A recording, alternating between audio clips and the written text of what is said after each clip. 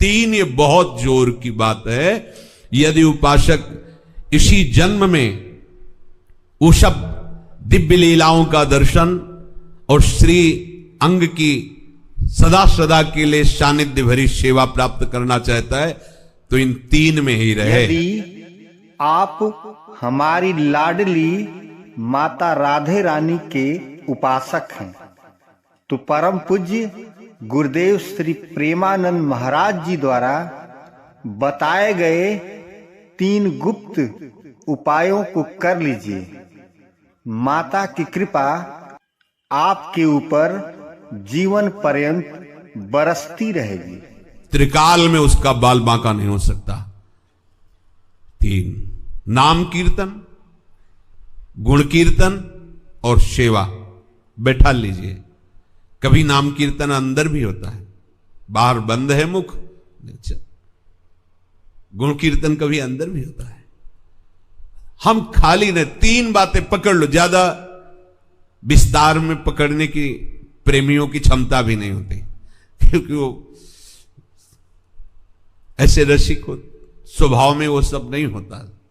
दुनिया का सिद्धांत समझने की दूरे सृष्टि आदि वार्ता। तीन बात पकड़ लो।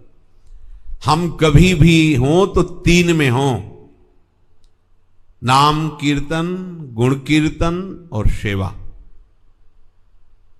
इसके अलावा हमारा एक भी क्षण नहीं, एक भी क्षण नहीं। अब अपनी दिनचर्या को जांचिए। नाम चल रहा है या लीला गायन चल रहा है चतुराशी जी का, अंदर भी बाहर भी, और सेवा में एक क्षण आप बैठे हो तो इन तीन में एक में जरूर होना चाहिए। आप लेटे हो तो तीन में एक जरूर होना चाहिए। आप क्रियान्वित हो तो जांच करो ये स्वसुख वांछा से क्रिया है या सेवा है। अगर श्री जी के निमित्त लेकर के है, श्री जी के लिए है, तो वो सेवा है। अगर अपनी वासना की पूर्ति के लिए है फिर वो कर्म होगा। अगर हमारे द्वारा ऐसे कर्म होते रहेंगे और हम नाम और लीला गायन से विमुख रहेंगे तो हमको ये लाभ नहीं मिल पाएगा। जो प्राय लोग पूछते हैं कि ब्रजवास कैसे करें, तो ये तीन बातें खास हैं, खास तीन बातें हैं जो करना है। नाम कीर्तन, गुण कीर्तन और सेवा। और जो नहीं करना, अभिमान नहीं करना। वृंदावन इह विधि बसे तज के सब अभिमान, तृणते नीचो आपको जाने सोई जान। नहीं करना। दूसरा, यहां पहचान नहीं बनानी। वृंदावन वास का लाभ वही ले पाए जो वृंदावन ऐसे रहे मनो चिन्हारो ना ही। बगल से निकल गया हम जानते भी नहीं, किसी को भी नहीं। मनो चिन्हारो ना ही, पकड़ो ना। पहला नहीं करना अभिमान, बिल्कुल अपने को तृण से नीचे समझना है। दूसरा, नहीं करना किसी से परिचय, बिल्कुल। और तीसरा, नहीं रखना किसी का आश्रय। समर्थ प्रिया प्रीतम विराजमान है, जैसे उनको जो कुछ करना हो करे, इनके सिवा हम किसी का आश्रय नहीं, किसी का आश्रय नहीं रखना। ये तीन बातें नहीं करनी। यहां किसी भी तरह का अभिमान नहीं करना, किसी से परिचय नहीं बनाना और किसी का आश्रय नहीं रखना, किसी का भी प्रिया प्रीतम के सिवा। और तीन बातें जोर से करना है, खूब निरंतर नाम, लीला गुणगान और सेवा। इसके सिवा हमारा जीवन वो व्यर्थ जाएगा अगर हम ये स्वीकार। तीन नहीं करना, बिल्कुल नहीं। और तीन हर समय करना है, कभी छोड़ना नहीं है। तो कह रहे हैं फिर तुम्हारा मन प्रियालाल के चरणों का भ्रमर बन जाएगा। इनके चरण कमल का जो पराग है वो अनुराग है। उस अनुराग में आपका मन सदैव डूबा रहेगा। नागरीदास जी कह रहे हैं कीजिए, अब ऐसा कीजिए। बहुत बढ़िया है, एकदम साफ बात है। अभिमान मत कीजिए, किसी से परिचय मत बनाइए। भगवत कृपा से श्री जी के शासन में अपने लोगों की दिनचर्या ऐसी ही है कि समय ही नहीं किसी से परिचय बना लेगा। कोई आ जाए दर्शन करे बात अलग है, कहीं जाने का समय ही नहीं, किसी से मिलने का समय नहीं, कुछ जानने का समय नहीं, कुछ पाने की भी इच्छा नहीं। क्या पाने की इच्छा है? सुबह आंख खुलती है तब से लेके शयन तक इतना क्रम बना हुआ है कि अगर हमें कोई दिनचर्या शरीर संबंधी करनी तो उसको भी रोकनी पड़ेगी। अब कैसे रुके तो ही हो। अपनी दिनचर्या ऐसी श्री जी ने बना दी है जो व्यवहार शून्य है, बिल्कुल व्यवहार, आप लोगों के लिए बिल्कुल व्यवहार शून्य दिनचर्या है। अगर अब ना निकल पाए और अब ना संभल पाए तो ये जान लो कि अभी और कुछ है, अभी और कुछ बाकी है। एक पंडित जी भाल के अक्षर पढ़ लेते थे, तो गंगा किनारे से जाना था तो श्मशान से निकले थे, खोपड़ी लिख पड़ी थी। उन्होंने उस भाल में देखा अभी कुछ और है, तो बोले अब क्या और है? मर गया, फेंक दिया गया, हड्डी हड्डी अलग हो गई, खोपड़ी पड़ी, अब क्या और है? बोले इसमें तो लिखा है अभी कुछ और है। उन्होंने अपनी झोली में डाल लिया, देखेंगे क्या है। घर गए, टांग दिया। फिर किसी जजमान ने बुलाया तो चले गए, वो झोली टंगी रही। पंडितायन ने सोचा झोली में वजन है, कुछ लाए होंगे। जब देखा तो खोपड़ी, बोले बुद्धि खराब है पंडित की।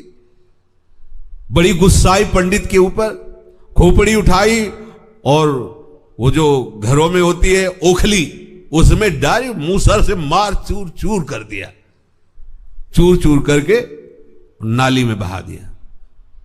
पंडित जी आए, झोली टंगी थी यहां, बोले हाँ तुम्हारी बुद्धि खराब है, खोपड़ी लाए, मार मूसर, उसको चूर चूर करके नाली में बहा। बोले यही देखना था। बोले उसमें लिखा था कि अभी और है, तो अब सोचा इससे ज्यादा क्या और होगा।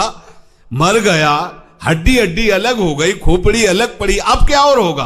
अब ये बकाया था मूसरों की मार और नाली में बहना। अब बोले समझ में आ गए। तो अगर ये सौभाग्य मिलने पर भी अभी आपकी समझ ठीक नहीं तो अभी और है, अभी कुछ और है।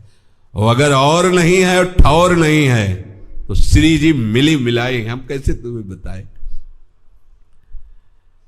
हमारा एक एक क्षण नाम कीर्तन, गुण कीर्तन और सेवा में।